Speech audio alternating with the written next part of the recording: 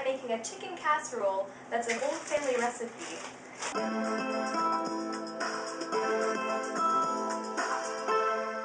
I already have some water boiling on the stove for the egg noodles later, and right now I have some chicken boiling so that we can shred it up later and put it in the casserole. My water for my egg noodles has come up to a boil, so I'm going to go ahead and salt the water. Now, you want to put a lot of salt in because in Italy, when we cook pasta, the water should taste like the ocean. Go ahead and add your noodles. Now, some people tend to add olive oil, but you really don't need to if you have enough water in the pot and you add the salt. So I'm only going to let these boil about 6 minutes because I'm going to be putting them in the oven so they'll cook all the way there.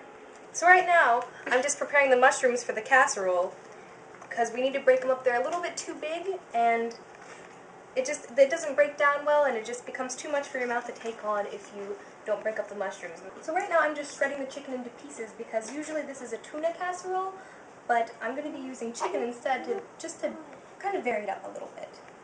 So I'm just taking a fork and kind of shredding away at the chicken for now. So I said earlier that this was a family recipe, and it was actually a recipe of my Nona's.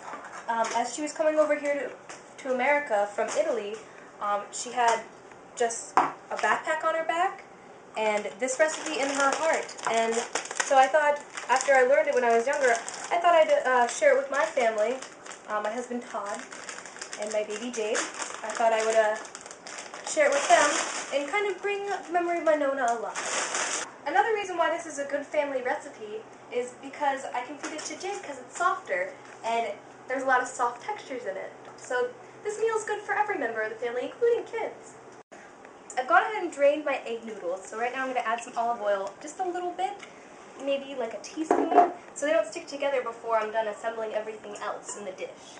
Now I've put some olive oil in this pan, and I heated it up a little bit on about medium-high, and I'm going to add some mushrooms in there. I'm going to season them up with a little bit of pepper, a little bit of salt, and a little bit of granulated garlic. So I'm just going to give it a stir and let these saute up for about 5 minutes. So right now I'm just going to spray this with a little bit of non-stick cooking spray. You could use butter, but just so everything doesn't stick to the bottom when you go to cook it. So I'm going to add my chicken slices up into here. Oh, there we go.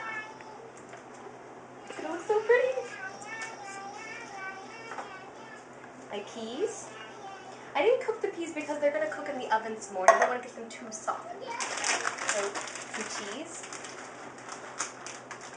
I've got about a pound of cheese here. And it's the sharp cheddar cheese.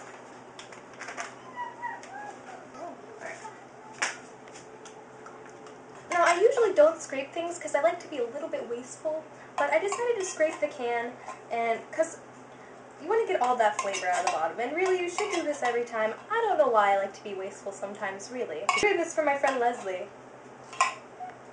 Now I'm going to go ahead and add my beautifully sauteed mushrooms to the whole mixture. Love that chew bite. I'm also going to use 1 egg. Sometimes you can leave this out, but I think it's a really good binder to the whole thing. It kind of binds it all together, really.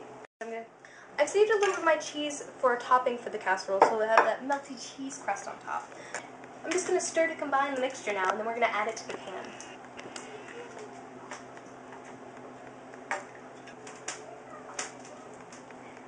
Alright, everything's all well combined, so we're going to go ahead and add it to our pan that we already pre-greased.